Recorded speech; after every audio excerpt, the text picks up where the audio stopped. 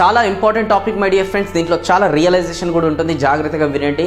ఒక రోజు ఒక విలేజ్లో ఒక పెట్రోల్ పంప్, ఆ పెట్రోల్ పంప్ లోపలికి ఒక మర్సిడీస్ బెంజ్ కార్ జుమ్ అని వచ్చి ఆగిన తర్వాత ఒక అబ్బాయి అక్కడనే పెట్రోల్ పంప్లో జాబ్ చేసే అబ్బాయి పక్కకు ఒక కారులో పెట్రోల్ కొడుతున్నాడు. అయిపోయిన తర్వాత ఇక్కడికి వచ్చాడు, చూస్తూనే ఉండిపోయాడు. అబ్బా ఫుల్ ఎక్సైటెడ్ ఫీల్ అవుతున్నాడు. అబ్బా మర్సిడీస్ బెంజ్ కార్ అని చెప్పి ఫుల్ ఎక్సైటెడ్ ఫీల్ అవుతున్నాడు. ఆ ఓనర్ అందులో నుంచి దిగేసి వచ్చి, బాబు ఇందులో ఫుల్ ట్యాంక్ కొట్టమ్మా అని చెప్పాడు. ఇంకా మనోడు పైప్ పెట్టేసి ఫుల్ ట్యాంక్ కొడుతున్నాడు అనమాట.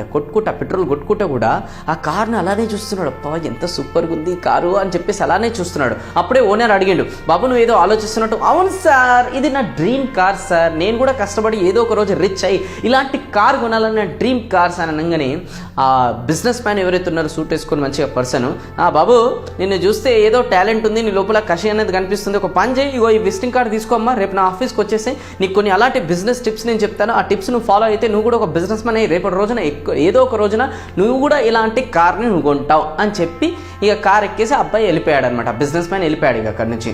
అండ్ దాని తర్వాత ఇప్పుడు ఈ అబ్బాయి ఆ విజిటింగ్ కార్డు చూసుకుంటా కొంచెం థింకింగ్ స్టార్ట్ అయింది, ఇక నెగిటివ్ థింకింగ్. ఇప్పుడు ఈ విజిటింగ్ కార్డ్ తీసుకొని నేను అక్కడికి వెళ్తే నేను బిజినెస్ మ్యాన్ అవుతాను, నాకు అంత సీన్ ఉందా?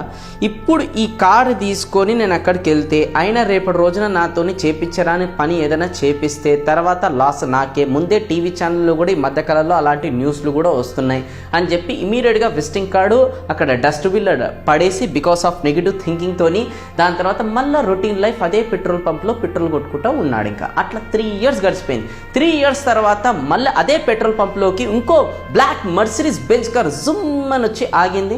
మళ్ళీ ఆ అబ్బాయి అలానే చూస్తున్నాడు, అబ్బో ఇప్పుడు కార్ మంచిది వచ్చింది, అబ్బా సేమ్ కార్ 3 years బిఫోర్ అలానే కనిపిస్తుంది, ఇది బాగుంది అని చెప్పేసి ఓనర్ దిగేసి, బాబు ఇందులో ఫుల్ ట్యాంక్ కొట్టమ్మా అనగానే ఫుల్ ట్యాంక్ కొడుతున్నాడు. మళ్ళీ అలానే చూస్తున్నాడు. మళ్ళీ ఓనర్ అడిగాడు, ఏమైంది ఏమో ఆలోచిస్తున్నావు? Dream car sir, rich person, same డైలాగులు కొట్టాడు అనమాట. దాని తర్వాత ఆయన అన్నాడు, నువ్వు ఒకసారి 3 సంవత్సరాల కింద ఇలాంటి కార్ వచ్చి ఆగింది, ఏమైనా గుర్తుందా? గుర్తుంది నాకు. ఆ పర్సన్ ఆ రోజు విజిటింగ్ కార్డు ఇచ్చింది గుర్తుందా? గుర్తుంది, తీసుకొని డస్ట్బిన్లో కూడా వాడేసిన. హలో, నేను ఇదే పెట్రోల్ పంప్లో జాబ్ చేస్తుండేవాడిని. నువ్వు ఎప్పుడైతే ఆ డస్ట్బిన్లో కార్డు పడేస్తావో ఇమీడియట్గా నేను వెళ్ళి ఆ కార్డు తీసుకొని ఇప్పుడు కనుక ఈ ఆపర్చునిటీ కనుక నేను క్యాచ్ చేయకపోతే నేను నా బతుకు మొత్తం కూడా ఇదే పెట్రోల్ పంప్లో స్ట్రక్ అయిపోయి ఉంటుంది. I want to be rich అని చెప్పి అతని దగ్గరికి వెళ్ళాను. బిజినెస్ ఐడియాస్ టిప్స్ మొత్తం కూడా అతను నాకు చెప్పాడు. దాని తర్వాత ఈరోజు నేను కూడా మిలియనర్ అయ్యాను. ఆ రోజు కనుక నువ్వు ఆ కార్డు తీసుకుని ఉంటే ఈరోజు నువ్వు నా పొజిషన్లో ఉండేవాడివి అని చెప్పేసి చెప్పాడు. మనోడు ఫుల్ రియలైజేషన్ అయిపోయాడు. కనీసం ఇప్పటికైనా చెప్పు, నేను వెళ్తా సార్ దగ్గరికి అని వెళ్ళాడు ఇంకా అతనితో కలిసి. సో ఫ్రెండ్స్, మన జీవితంలో కూడా ఇలానే జరుగుతుంది. ఈరోజు మన జీవితంలో కూడా తెలిసి తెలియక ఎన్నో ఆపర్చునిటీస్ వస్తున్నాయి. But because of negative thinking వల్ల మనం కూడా అబ్బాయి లాగానే ఆపర్చునిటీస్ అన్నీ కూడా మిస్ చేసుకుంటూ వస్తున్నాం. ఎప్పుడన్నా మన జీవితంలో ఒక ఆపర్చునిటీ వచ్చినప్పుడు ఒక ఓపెన్ మైండ్తోని ఆలోచించాలి, ఎంతవరకు కరెక్ట్ ఎంతవరకు రాంగ్. కానీ మనం ఓపెన్ మైండ్తో కాకుండా క్లోజ్డ్ మైండ్తోనే ఇవన్నీ వర్కౌట్ కావని సగం knowledge, of knowledge is very very dangerous.